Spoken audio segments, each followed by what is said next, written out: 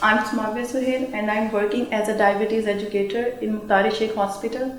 Today I am conducting question answer session on World Diabetes Day with Dr. Bilal Afzal. Assalamu alaikum. I am Dr. Bilal Afzal. I am working as consultant diabetologist in Mukhtar Sheikh Hospital. We are running a complete diabetes center with the name of Mukhtar Sheikh Diabetes Care Center. The purpose of this diabetes center to provide a complete care for diabetes patients under one roof. So, Samavi, what are your questions with me on World Diabetes Day? So, sir, what is the purpose of celebrating World Diabetes Day?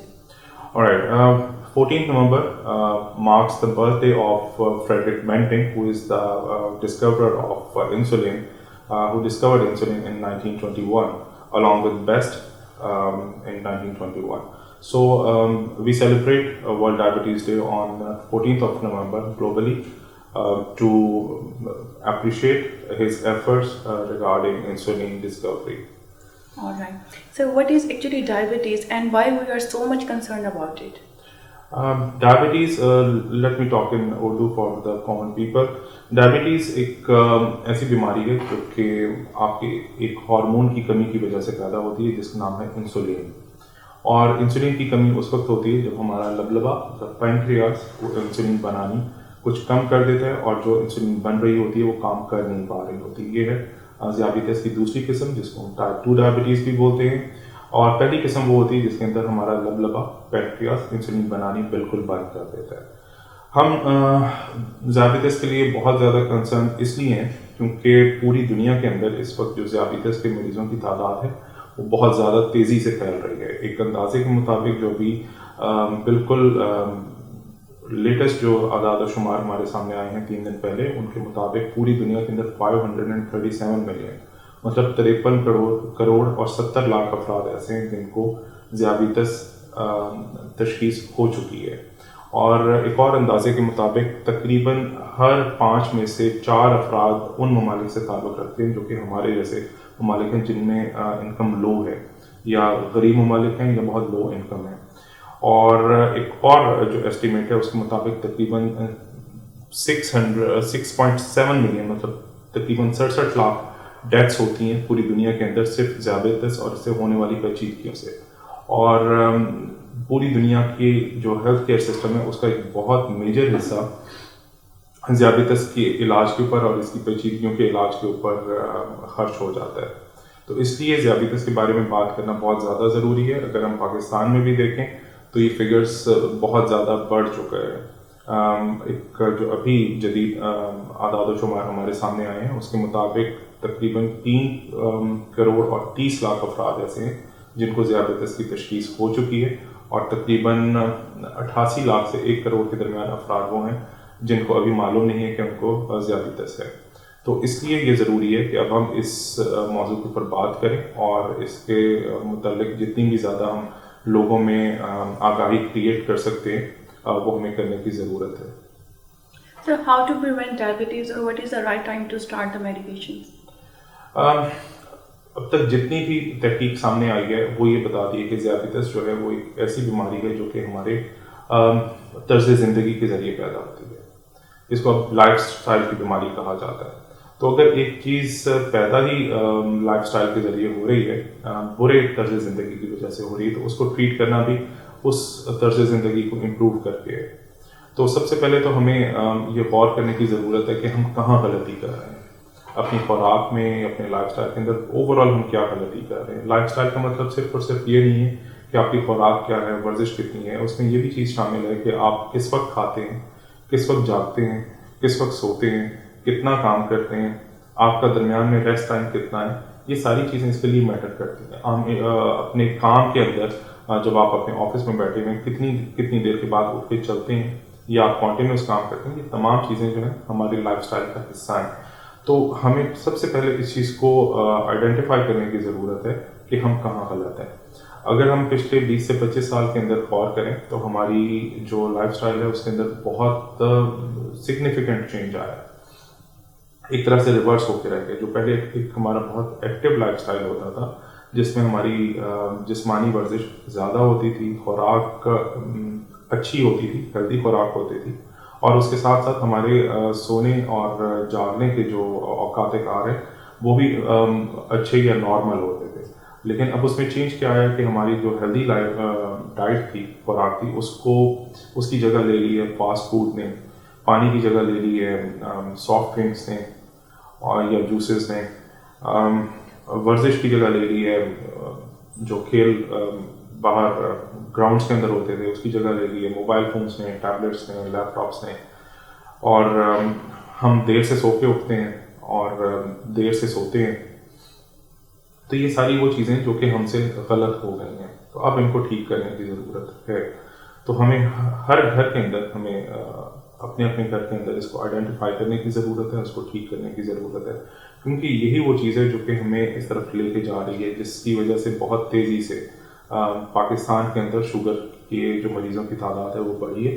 اس وقت پاکستان پوری دنیا میں تیسرے number پہ ہے sugar کے مریضوں کی تعداد کے اندر، جو کہ ایک بہت بڑی الارمنگ سچویشن ہے. یہ ایک پینڈیمک، ایک وبا کی صورت اختیار کر چکا ہے اس وقت. So can we reverse pre-diabetic phase to normal? جی، کہ وہ افراد جن کو ہم کہتے ہیں کہ پری ڈائبٹیز ہے یا ذیابیطس ہونے سے جسٹ ایک پہلے کی سٹیج ہے، کیا اس کو ریورس کیا جا سکتا ہے؟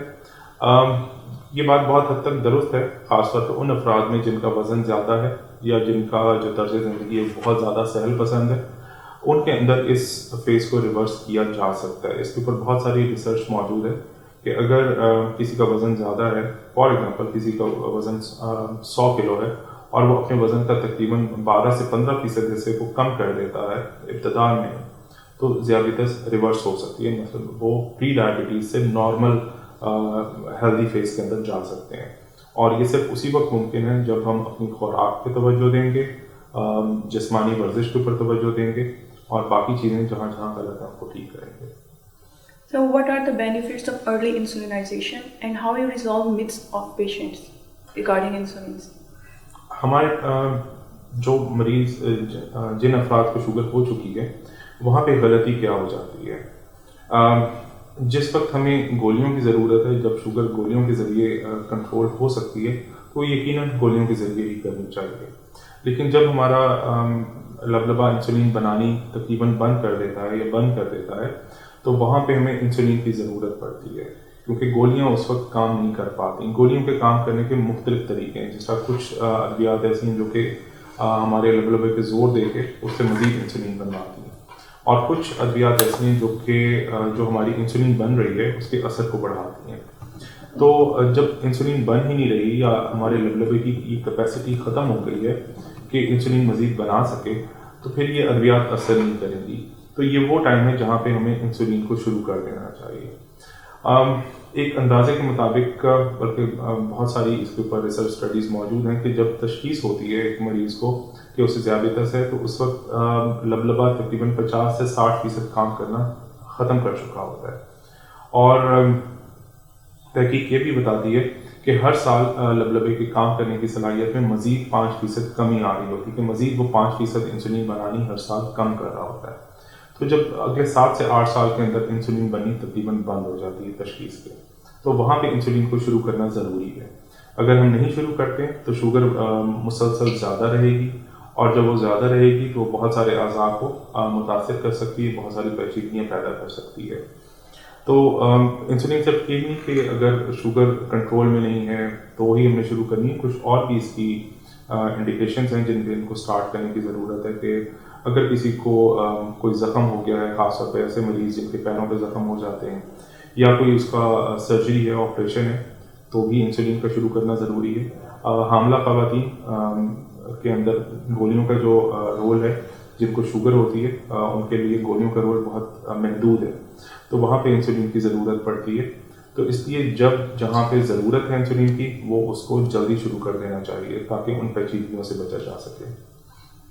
What is influence of weight on diabetes? جی، میں آپ کے سوال کا ایک حصہ بیچ میں چھوڑ گیا کہ میتھس کیا ہیں انسولین کے بارے میں. یہ یقیناً ایسا ہی ہے کہ اگر کسی کو آپ کہیں کہ تم نے دن میں 3 دفعہ سوئی اپنے جسم میں لگانی ہے یا 2 دفعہ لگانی ہے، تو وہ یقیناً ایک آسان کام نہیں ہے. اگر ہمیں بھی کوئی کہے گا تو شاید ہمیں بھی اس کو قبول کرنے میں کافی وقت چاہیے ہوگا. تو پیشنٹ کے ساتھ بیٹھ کے بات کرنے کی ضرورت ہے, اس کو سمجھانے کی ضرورت ہے کہ یہ سوئی جو ہے اس میں اس کے لیے کافی ساری آسانی پیدا کی جا سکتی ہے کہ جس طرح جو جدید اب انسولین آ گئی ہیں ان میں سوئی بہت باریک ہوتی ہے اور اس کی جو لمبائی ہے وہ بھی کم ہوتی ہے, جو سوئیاں ہیں وہ کوٹڈ ہوتی ہیں جو تکلیف نہیں دیتی ہیں. تو اس لیے جب ضروری ہے تو وہ پھر شروع کریں.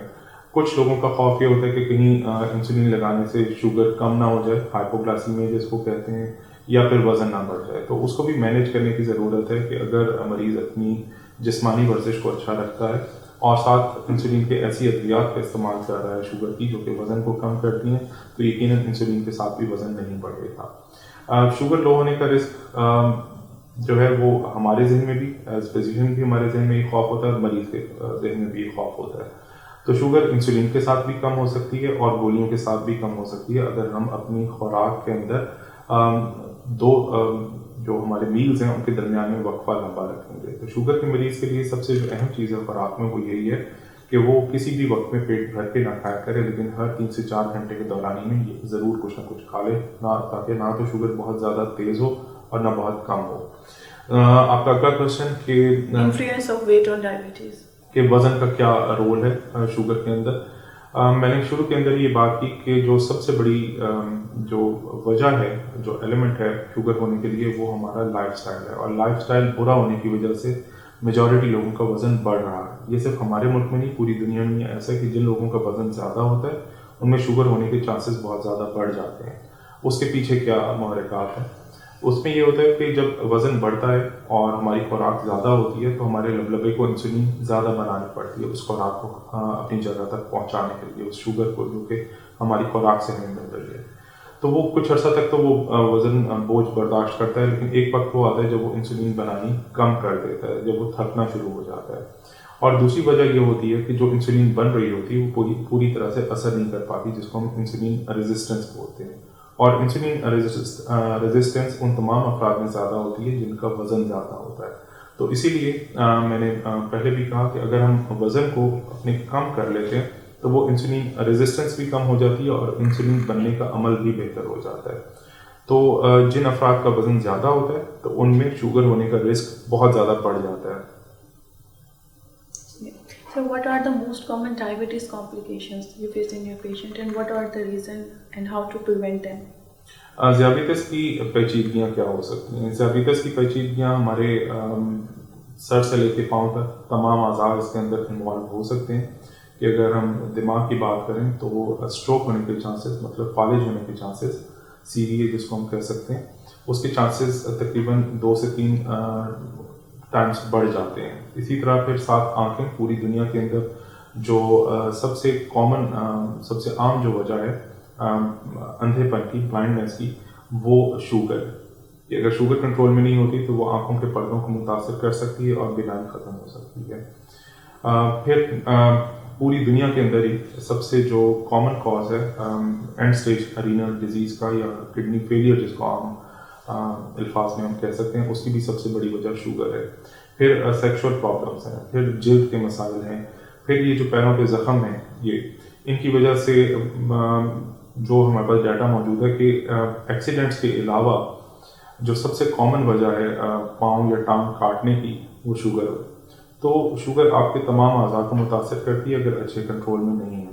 لیکن اگر شوگر اچھی کنٹرول ہے تو کسی قسم کی پیچیدگیاں عام طور پہ نہیں دیکھی جاتی ہیں. تو ان پیچیدگیوں سے بچنے کا صرف ایک طریقہ ہے کہ ہم اپنی شوگر کو بہتر کنٹرول کریں. اور شوگر کو کنٹرول کرنے کے لیے ضروری ہے کہ ہم اپنے طرز زندگی میں تبدیلی لائیں, خوراک میں ہیلدی ڈائٹ, اس کے ساتھ ورزش, تیسری چیز میڈیسن میں چاہے گولیوں کی ضرورت ہے چاہے انسولین کی ضرورت ہے, اس کو اپنے وقت پہ استعمال کریں. اور چوتھی چیز ہے شوگر کو باقاعدگی سے چیک کرنا, تاکہ آپ اس کو چیک کر رہے ہیں تو اس کے مطابق آپ اپنی گولیوں کو اور انسولین کو ایڈجسٹ کر سکتے ہیں. تو ایک صحت مند زندگی گزارنے کے لیے ضروری ہے کہ آپ ایک صحت مند طرز زندگی کو اپنائیں, جس میں آپ اپنی خوراک پہ توجہ دیں, ورزش پہ توجہ دیں اور ایک ہیلدی لائف سٹائل کے ساتھ زندگی گزاریں. انسولین کی جہاں تک بات ہے, انسولین ایک نعمت ہے. ہمیں اللہ کا شکر ادا کرنا چاہیے کہ یہ اس وقت ہمارے پاس موجود ہے. دنیا کی جدید ترین انسولین بھی اس وقت پاکستان میں موجود ہیں. تو اگر آپ کا والد آپ سے کہتا ہے کہ اس وقت انسولین شروع کرنے کی ضرورت ہے تو اس کو اس وقت ضرور شروع کریں تاکہ آپ ان پیچیدگیوں سے بچ سکیں. Thank you so much, sir, for such a productive session. بہت شکریہ. یہ بہت ضروری ہے کہ ہم لوگوں میں جتنی زیادہ آگاہی کریٹ کر سکتے ہیں شوگر سے متعلق تاکہ لوگوں کو اس بیماری سے بچایا جا سکے. بہت شکریہ.